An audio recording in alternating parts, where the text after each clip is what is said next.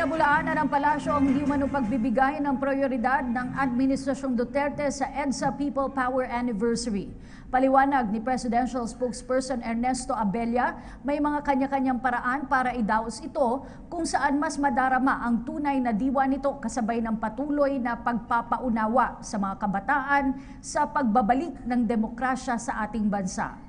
Samantala, inatasan naman si Executive Secretary Salvador Medialdea na kumatawan kay Pangulong Rodrigo Duterte sa kasalukuyang nasa Davao City. Ani Abella, may nakalatag ring schedule ang Pangulo kabilang na ang paglulunsad ng Bangsamoro Transition Commission bukas. I think the release said that it would be the ES, that it would be ES who would be representing him. But what will the President be doing tomorrow? And will he be attending any EDSA commemoration event at all? I think that he has some sort of surprise for that. Yeah. But if you're asking what will he be doing tomorrow, there's going to be the Bangsamoro transition thing in Davao. Yes.